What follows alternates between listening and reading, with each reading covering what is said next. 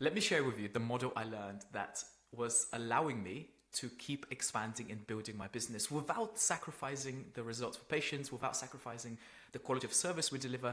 And yet we got to 10, 12, 15 full-time team members that I would like to think love their job, love being here, and love serving the community.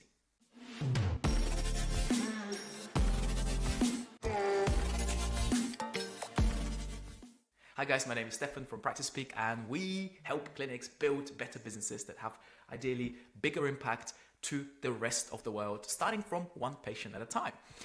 Today's model, I would like to share with you how important it is to understand not just how we deliver an amazing service to clients, but how do we build teams and culture? Because one thing I notice, especially here in the UK when I work with practices, is people struggle to know how to hire, and people struggle to know how to build culture, and people struggle to know what it requires to be a good leader. And this model for me has been adapted from many different books, many different masterminds, and many different coaching programs that I've been part of. So you're probably saving not just thousands of pounds worth of investing by just watching this one video, but also time. The most precious asset you have is time. Try not to do everything by yourself, because chances are someone is 1 or 2 or 3 or 4 or 10 steps ahead of you. Find that success formula that you feel comfortable with, that you get excited about, stick to it, and you can generate the results that we have. We have 5 clinics now, and every time we launch a clinic, the thing just works. I also work with dozens of clinics around the UK, and every single time we teach them a concept, it works. It delivers results with consistency. It's nothing worse when you're a practice owner or a clinic owner and you just feel this sense of, how am I going to get the new member of staff? How am I going to train them? What if they leave? How am I going to get that new patient for next month to afford to pay the bills and to build a community that we can provide the best service for? Well, this thing that I'm going to show you is going to shape the way you framework your business from inside out. So, without further ado, let's get into it. You know I love frameworks and I love models. The framework is called the mastery model. It looks complicated. I advise you not to freak out. Give it 3 to 5 minutes just for me to explain the principle behind this, okay? So we're going to start with the actual model itself, and that is called, I call it the newbie to self-actualization. So how do you, actualization, apologies. There's 4 levels to this, and I want you to just, for the time being, focus on this pyramid here on, I'll just move this way, on your screen. If you're not watching the video on YouTube, if you are technically listening to the podcast, we have a pyramid that explains 4 levels, and the most fundamental level down here is level 1. This is the newbie level. This is when you get a new CA that has never done a front desk job for a chiropractic clinic before. This is when you get a new associate and they have never had a proper job. They've just been a student, they've graduated, and they think they know everything.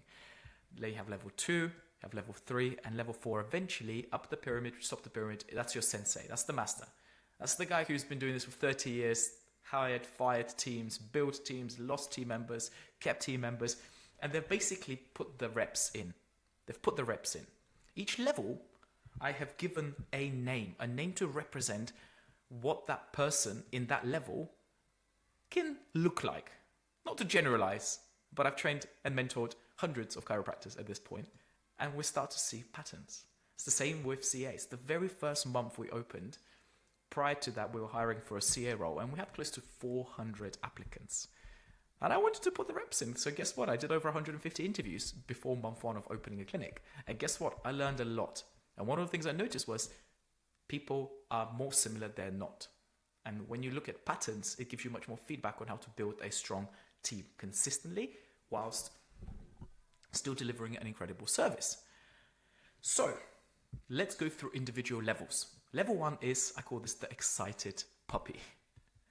Level 1 is the excited puppy.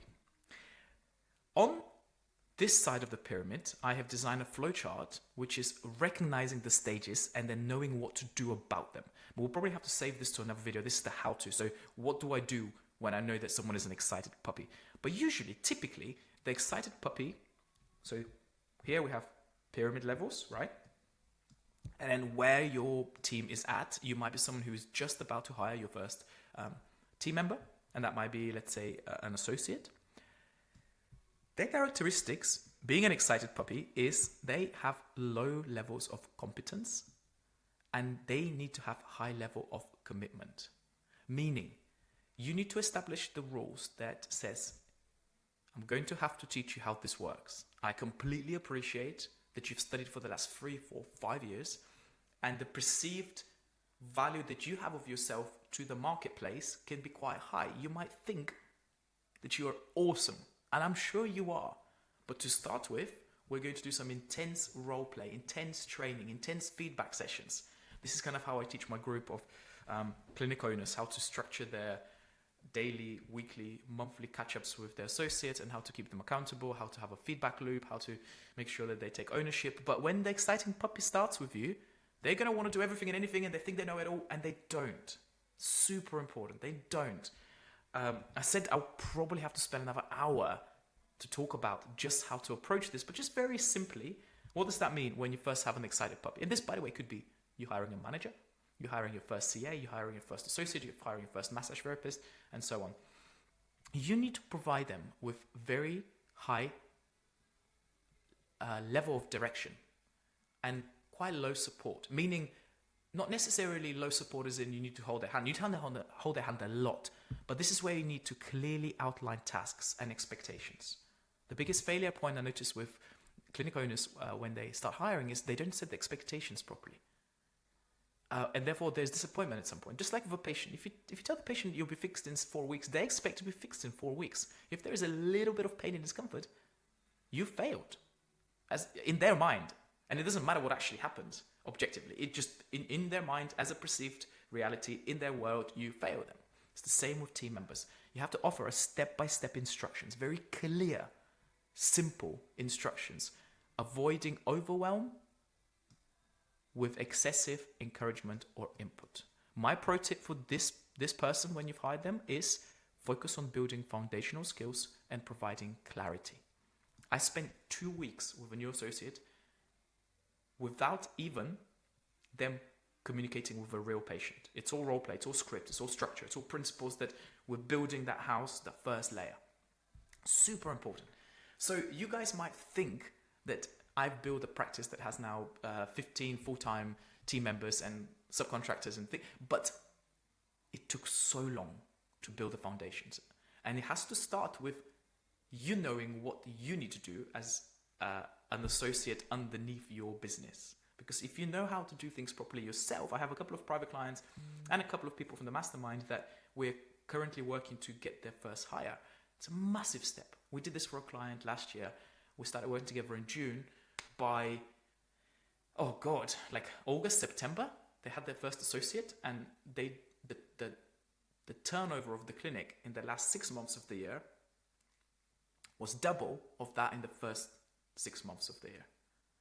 So it's almost like they had January to May, June, a certain turnover, and that thing doubled in the following 6 months. So I'm excited for them for this year, but it all happened because we knew how to build and keep a strong team. If this overwhelms you, good. It shows you how much of a requirement it is for you to step up your game as a leader. And this is why I think building a community of chiropractors, physiotherapists, osteopath practitioners that care about the community and helping people get better is absolutely essential for you to know how to build a team. And that's why in my practice being mastermind, we obsess over culture and teams and structures and procedures and systems and building SOPs, all that stuff. So that's just one level. I can talk about these forever.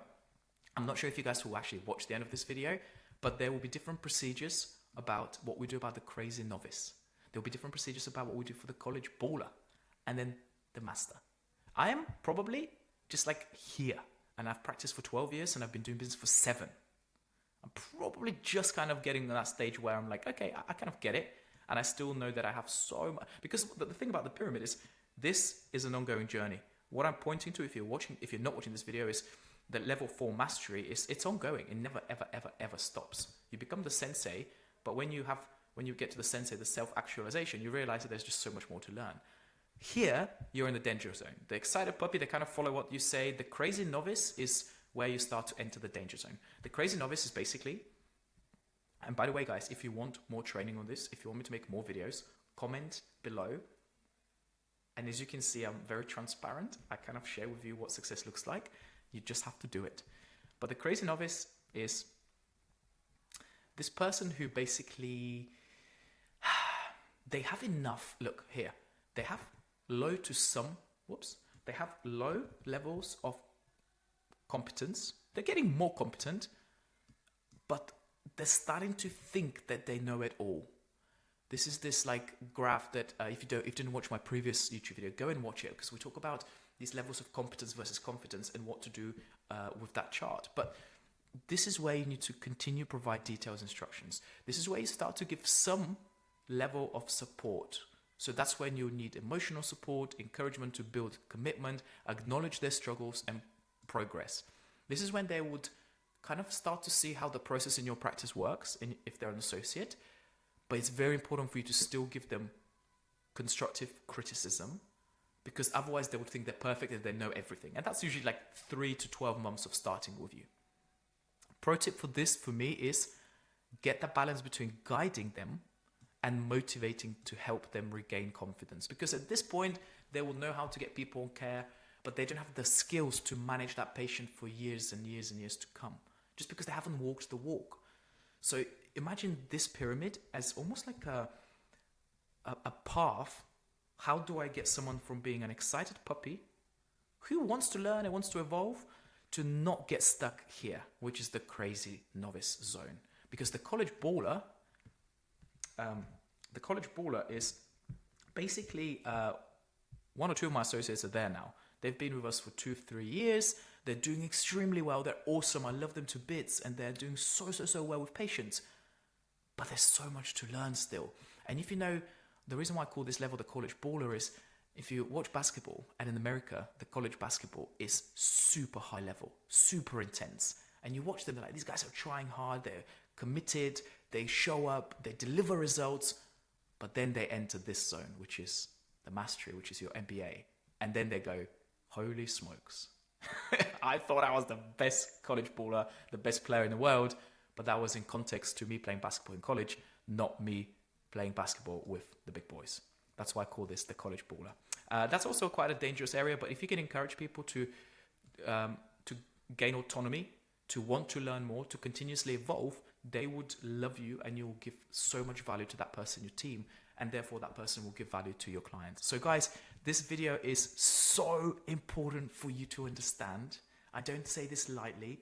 If you want me to send you this copy, let me know and I'll send you a copy of this, print it out, stick it in the whiteboard somewhere in your staff room. Associate where, in which levels do your team members fall into. Are they an excited puppy or are they close to mastery? Because based on where they are on this pyramid will require completely different level of support, assistance, or not. I have people now where they I ask them what to do and how to do it. I might have had a manager who was manager for 7 years. I don't know what the cancellation policy is for that particular aspect of the cancellation journey when the patient calls and they say this and that. They teach me, and that's what you want. You want to trust them, but you want to keep them accountable. So it depends on what level you're at. Your team will respect you. They'll feel supported. You'll feel supported, and you're building a culture of constant growth, evolvement, and therefore an amazing service. Guys, thank you for watching this video. Again, this is the kind of stuff we do with Practice Peak Consulting and the Mastermind. If you found this video helpful, imagine what the clients within the group, the results they get. And by the way, I have a couple of clients that, the one I was telling you about, this is not a typical result. In 6 months, he doubled his practice, he built a team, and now he's like taking time off, first time in his life to go and enjoy life, and the business still runs. That is not a typical result. But he was willing to put in the work, he knew what he was doing, and I was like a small part of helping him. And that's amazing to watch, because I know that has a massive ripple effect, and this is why we're here. So if you want to find out more, there will be a description in the video. You can find out how I can do a call with you, see if we can work together. If not, that's fine. You'll get like 80% massive improvement in your systems and business and processes by just watching and applying these videos. Thank you for watching. Until next time.